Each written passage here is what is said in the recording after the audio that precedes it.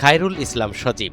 তার পরিচয়, তিনি নারায়ণগঞ্জ ৩ আসনের বিএনপির সংসদ সদস্য আজহারুল ইসলাম মান্নানের ছেলে ও জেলা যুবদলের জ্যেষ্ঠ যুগ্ম আহ্বায়ক।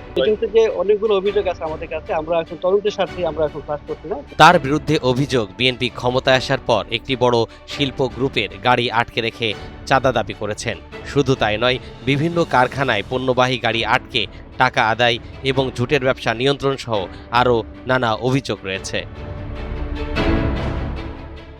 কিন্তু এমপি পুত্র হয় এতদিন কেউ মুখ খোলার সাহস করেনি। কিন্তু ২১ জুন সরকারের উচ্চ পর্যায়ের নির্দেশে রাজধানী থেকে ডিবি পুলিশের সহযোগিতায় সজীবকে হেফাজতে নেয় নারায়ণগঞ্জ জেলা পুলিশ। পরে অধিকতা জিজ্ঞাসাবাদের জন্য তাকে ঢাকার মিন্টো রোডের ডিবি কার্যালয়ে আনা হয়। আর ২২ জুন সোমবার সকালে ঢাকা মহানগর গোয়েন্দা পুলিশ মুচলেকা নিয়ে তাকে পরিবারের জিম্মায় ছেড়ে দেয়। ডিবি পুলিশের অতিরিক্ত পুলিশ কমিশনার মোহাম্মদ শফিকুল ইসলাম সাংবাদিকদের বিষয়টি নিশ্চিত করে জানান, খায়রুল ইসলাম সজীবের বিরুদ্ধে বেশ কিছু অভিযোগ ছিল।